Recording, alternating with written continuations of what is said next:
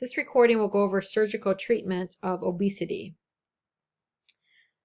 Liposuction can be done in a physician's office or ambulatory surgery center. Although the patient's appearance improves, if weight gain continues, the fatty tissue will return. This procedure is not a solution for adults who are morbidly obese. Morbidly obese adults who do not respond to traditional interventions may be considered for a major surgical procedure aimed at producing permanent weight loss. Patients with a body mass index or BMI of 40 or greater, or a BMI of 35 or greater, along with additional risk factors, are considered for surgery. Surgery has been perceived as a last resort to address weight issues, but is the only method that has a long-term impact on morbid obesity. Bariatrics is a branch of medicine that manages patients with obesity and its related diseases. Surgical procedures include these three types: gastric restrictive, malabsorption, or both. Restrictive surgeries decrease or restrict the volume capacity of the stomach to limit the amount of food that can be eaten at one time. As the name implies, malabsorption procedures interfere with the absorption of food or nutrients from the GI tract. Minimally invasive procedures for obesity include the laparoscopic adjustable gastric band, or the LAGB, and also the laparoscopic sleeve gastrectomy, or the LSG. Pre-op care is similar to that for any patient undergoing abdominal surgery or a laparoscopy. However, patients with obesity are at increased surgical risk of pulmonary and thromboembolic complications as well as death. Some surgeons require limited weight loss before bariatric surgery to decrease these complications. Patients also have a thorough psychological assessment and testing to detect depression, substance abuse, or other mental health or behavioral health problems that could interfere with their success after surgery. The primary role of the nurse is to reinforce health teaching and preparation for surgery. In regards to operative procedures, gastric restriction surgeries allow for normal digestion without the risk of nutrition deficiencies. In the laparoscopic adjustable gastric band procedure, the surgeon places an adjustable band to create a small proximal stomach pouch through a laparoscope.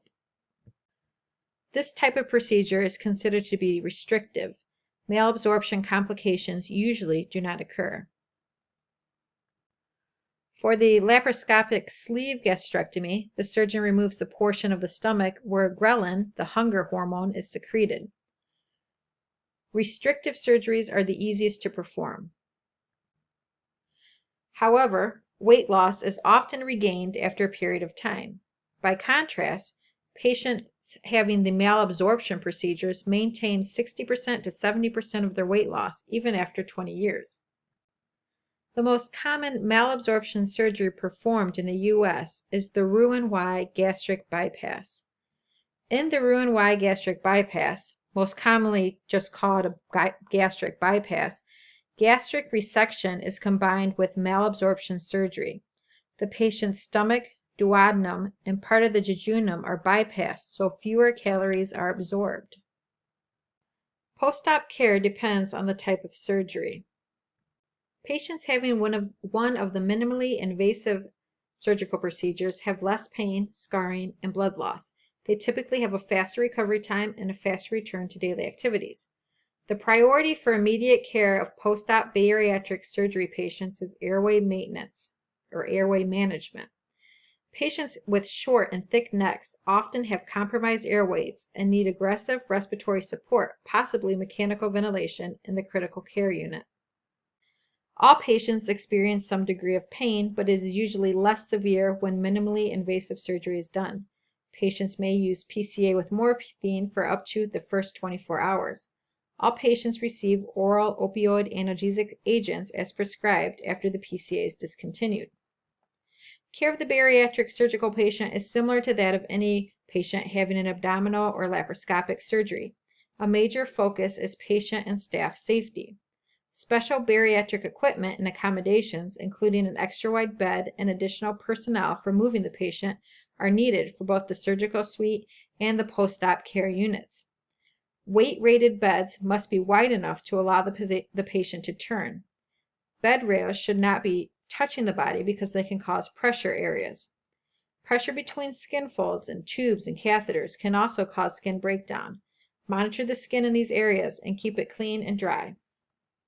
Some patients who have bariatric surgery have an NG tube put in place, especially after open surgical procedures. In gastroplasty procedures, the NG tube drains both the proximal pouch and the distal stomach. Closely monitor the tube for patency. Never reposition the tube because its movement can disrupt the suture line. The NG tube is removed on the second day if the patient is passing flatus. Clear liquids are introduced slowly if the patient can tolerate water, and 1-ounce cups are used for each serving.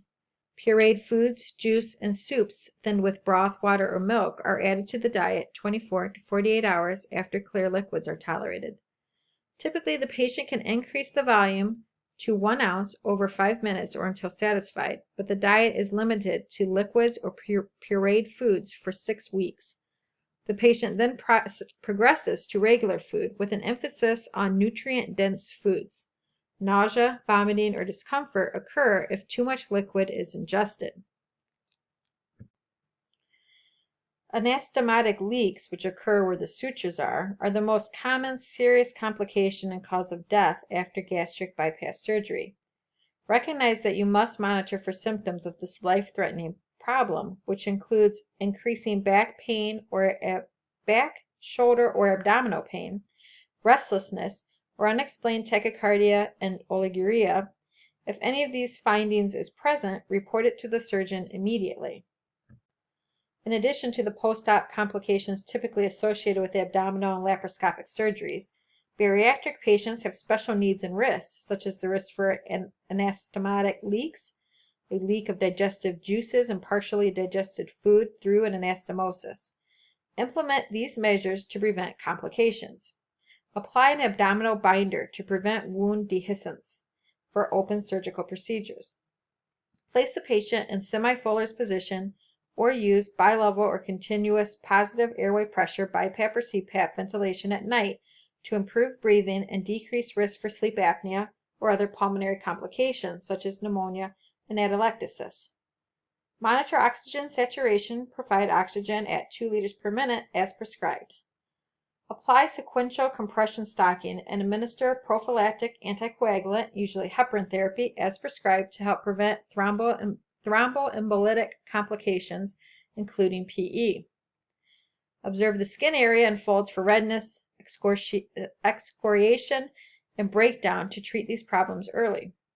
Use absorbent padding between folds to prevent pressure areas and skin breakdown. Make sure that tubes and catheters are not causing pressure as well.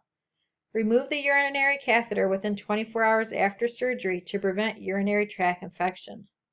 Assist the patient out of bed on the day of surgery. Encourage and assist with turning every 2 hours using an appropriate weight-bearing overhead trapeze. Consult with PT and OT if needed for transfers or ambulation assistive devices, such as walkers.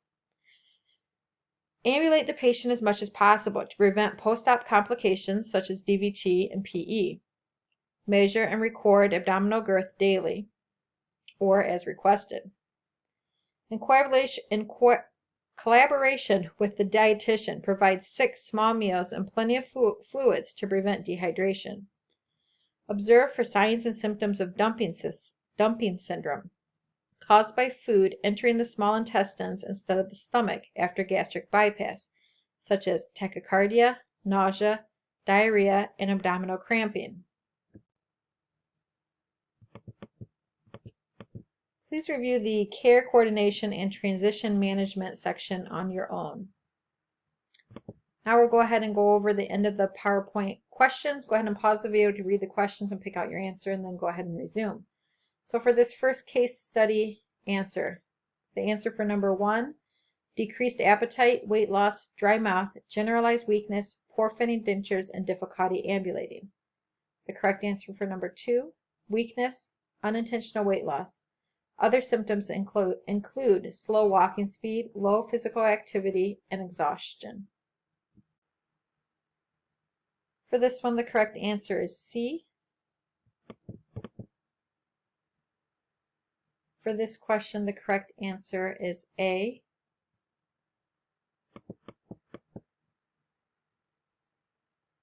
For this question, the correct answer is B as in boy. The correct answers for this question are A, B, D, and E. The correct answer for question 1 is C. The correct answer for question 2 is C. And the correct answer for question 3 is C.